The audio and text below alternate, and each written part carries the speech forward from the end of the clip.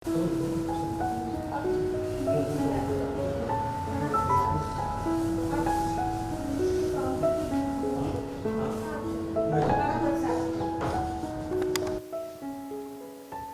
मैं इतना कहना चाहूँगी कि मुझे अपनी बेटी के लिए इंसाफ चाहिए।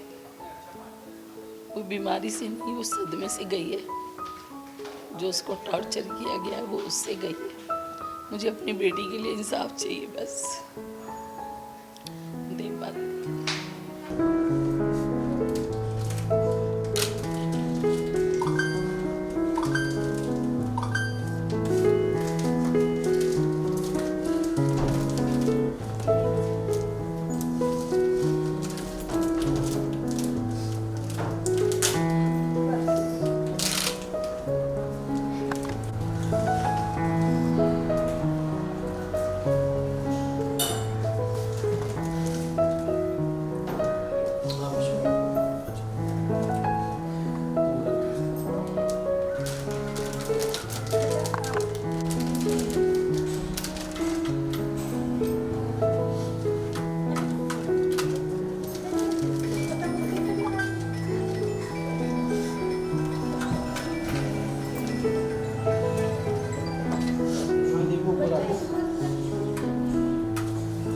वही लोकेशन है 4 हाईकॉन के हाईकॉन से राइट लेना हाईकॉन है ना ईवी वाले। हाँ हाँ वही लोकेशन।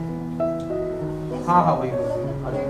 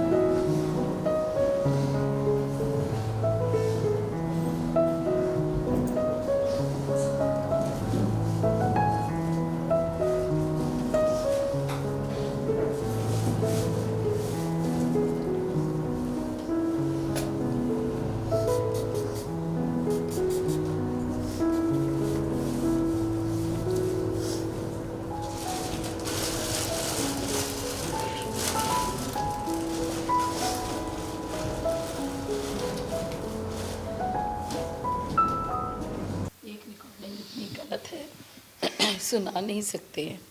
और बहुत सारी रिकॉर्ड्स हैं जिसमें कि जूते चप्पल से मारा, बेल्ट से मारा। और दिव्या ने कभी हमें नहीं बताया कि मम्मी परेशान होंगी, क्योंकि अभी पापा गए हैं तो मम्मी को बहुत दुख होगा कि उसने अपनी मर्जी से शादी करी। आज हमें पता चला कि शादी भी ज़बरदस्ती धमकी देके कि तेरे भाई को मरवा दूंगा, तब शादी करी है उससे, सिर्फ वेरीफाई काउंट करने के लिए। इतना डरती थी उससे वो, हमने कई बार हेल्प करने की भी सोची उसकी, थोड़ा सा सेंटर में आ जाइए। हमने कई बार हेल्प करने की भी सोची। जैसे मैंने कई बार उसको फ़ोन किया कि मैं दिव्या कहाँ है, मैं आता हूँ। उसने इतना डरती थी उससे, उसने मुझे आज तक, इतना क्लोज फ्रेंड था, उसने आज तक मुझे अपना घर का एड्रेस नहीं बताया 2 साल से, ताकि मैं उसके घर पे आके उसकी हेल्प ना कर पाऊँ। इतना गगन से डरती थी वो। मम्मी पापा नहीं आ पाए, ना चिंटू आ पाया घर पे, इतना डरा के रखा था उसने उसको। वो घर जो मैंने बनाया, दिव्या को सेटल किया, मेरा बेटा मुंबई आया ऑफिस के काम से, गगन ने कह दिया वो घर में नहीं आएगा। मेरा बेटा 10 दिन होटल में ठहरा, दिव्या रोती रही, इससे होटल में मिलने जाती थी, लेकिन उसने उसको घर में नहीं आने दिया गगन ने।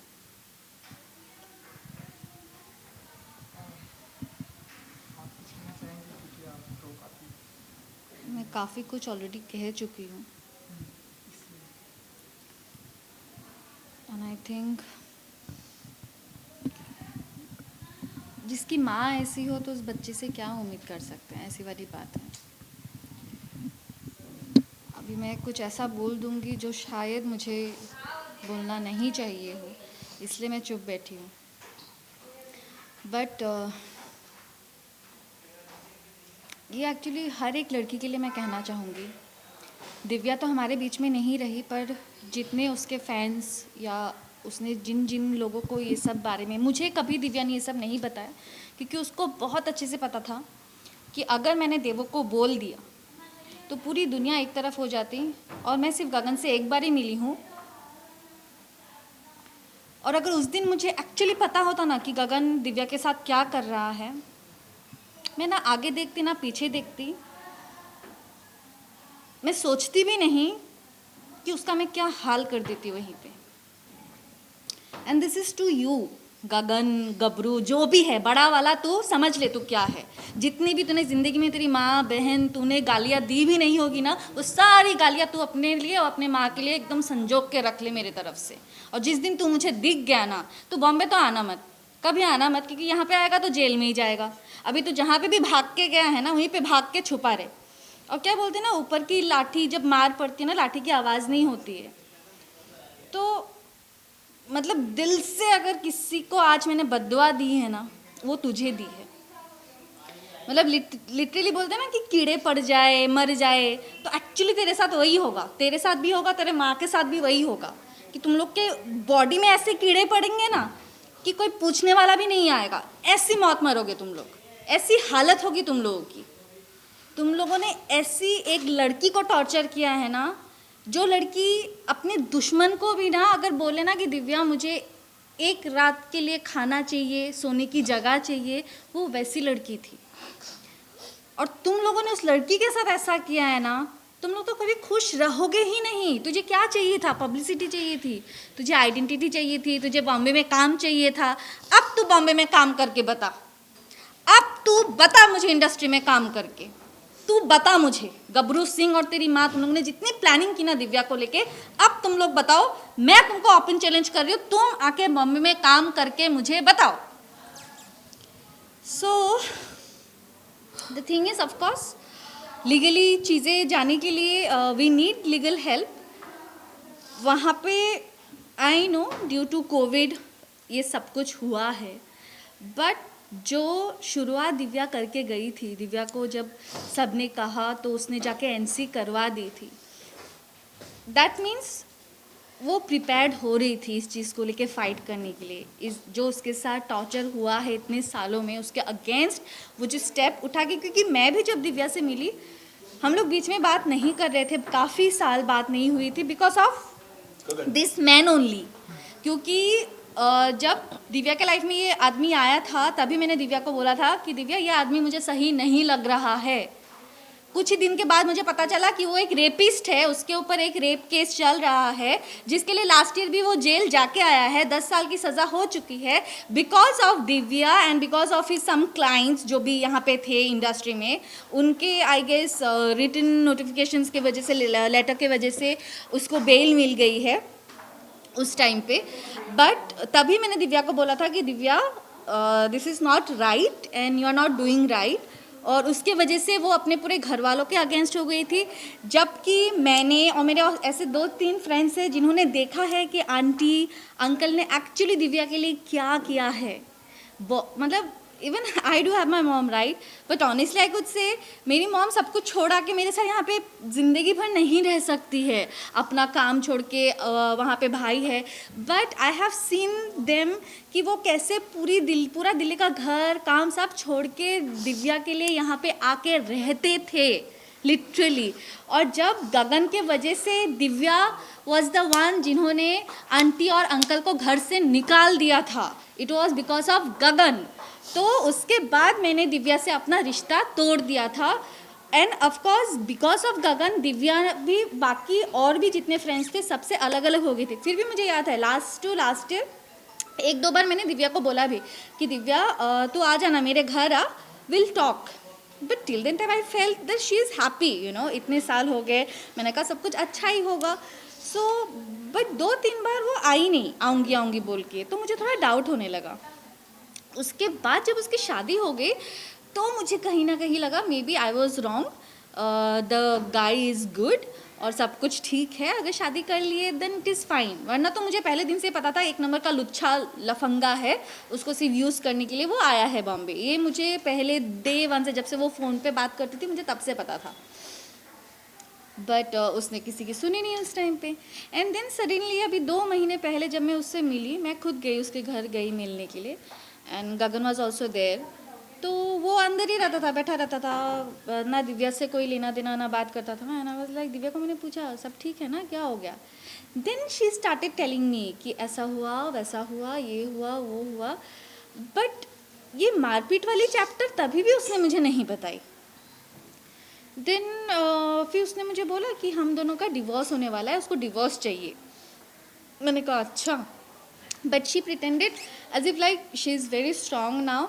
और उसने मुझे बोला कि देवो तू जैसा मुझे चाहती थी ना मैं बन जाऊँ, मैं वैसे ही बन गई हूँ। अभी हम सोलो ट्रिप्स करेंगे, हम घूमेंगे, एंजॉय करेंगे, इनके पीछे अभी हम रोएंगे नहीं। मैंने कहा ओके वेरी गुड। तो कुछ दिन के बाद गगन चला गया देहरादून, जहाँ पे भी घर है। अभी देहरादून गया है, कहाँ गया है मुझे नहीं पता। वो दिव्या को बोल के गया कि वो जा रहा है। उसके पहले भी बीच में उसकी मारपीट वगैरह हुई है। तो मैंने दिव्या को तभी बोला कि दिव्या तू NC करवा दे, तू कंप्लेन क्यों नहीं करती है, FIR क्यों नहीं करती है? शी वॉज लाइक मैं करूँगी। तभी उसको बीच में गगन की जो गर्लफ्रेंड्स हैं, so this is for you also girls, be careful. अगर आपको दूसरी दिव्या तीसरी दिव्या बनना है, शौक से बनिए। बट अगर आपको ये एडवाइस लग रहा है कि सही है आपके लिए, आपके घर वालों के लिए, तो आप लोग पहले से ही अभी एक FIR करके उसके नाम पे रख दीजिए। सो उसके बाद दिव्या को मैं बीच में मिली तो उसने बोला मैंने NC करवा दी है। मैंने कहा वेरी गुड, क्योंकि वो बीच में करवा चौथ के दिन आया था तो उस दिन भी मारपीट करके गया है, करवा चौथ के दिन भी। और बीच में तो वो उसका गोल्ड वोल्ड ये सब लेके तो भाग ही चुका था। फिर उस दिन मार के गया, उसके बाद उसने NC करवाया। उसके बाद शायद वो आया नहीं है दिव्या से मिलने के लिए, या तो फिर बीच में आया भी होगा तो मुझे पता नहीं। बट लास्ट अभी जब मैं उससे मिलने गई थी तब उसके पैरों में मैंने बड़े बड़े निशान देखे। एंड मैंने उसको पूछा कि ये क्या है, ये कहाँ से लग गया? तब भी उस लड़की ने मुझे एक बार नहीं बोला कि ये गगन ने मारा है करके। उसने मुझे बोला कि लाइट शूट पे लग गया। बट आई अंडरस्टूड कि गगन ने मारा है। उसके बाद जब मैं घर पे आई देन शी टोल्ड मी कि करवा चौथ के दिन वो आया था और उस दिन मुझे मार के गया है। सो दिव्या माई जो मुझे लग रहा है, she is a very soft and pure soul. मतलब वो बस अपने पॉइंट को कहीं ना कहीं, बिकॉज शी नोज़ कि पूरी दुनिया ने उसको समझाया था और वो अकेले उस इंसान के साथ खड़ी थी। अगर उस टाइम पे दिव्या उस कमीने के साथ खड़ी नहीं होती ना तो अभी तक वो जेल पे सड़ रहा होता। सो बिकॉज ऑफ दिव्या आज वो बाहर घूम रहा है एंड बिकॉज ऑफ हिम आज दिव्या हमारे पास नहीं है।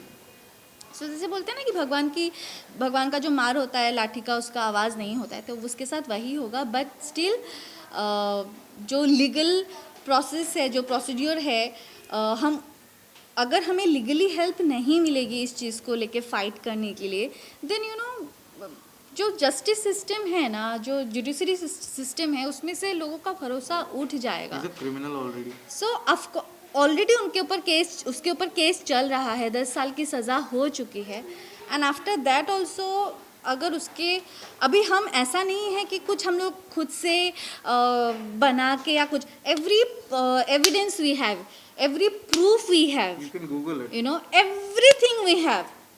अगर आप फिर भी एक एफआईआर दर्ज नहीं कर रहे हो, देन डेफिनेटली कुछ ना कुछ तो कहीं तो प्रॉब्लम है ना, जिस प्रॉब्लम के वजह से मे बी कोई हिम्मत नहीं करता होगा।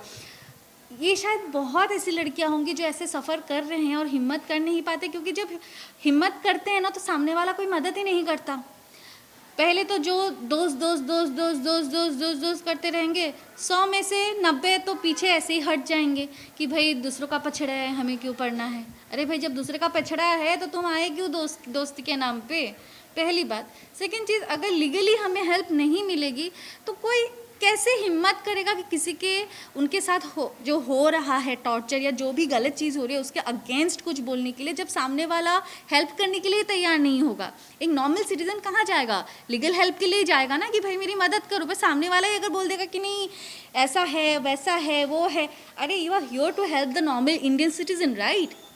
सो आप हेल्प करो ना, कैसे कर सकते हो, कोई भी तो ऐसे कुछ भी नहीं कर रहा ना। We have all the evidences, we have all the proofs, उसके बावजूद भी अगर आप हेल्प नहीं करते हैं तो लोग तो ऐसे ही करते रहेंगे, ऐसे ही सहते रहेंगे। वी हैव विटनेसेस, और क्या चाहिए आपको? An number of witnesses, like you can't even count. So you guys even can't imagine कि उसके साथ क्या हुआ है। I know this is due to covid, but apart from it, the mental stress, the physical abuse, everything जो भी वो गई है, go through उसने किया है, it is, you can't even imagine it.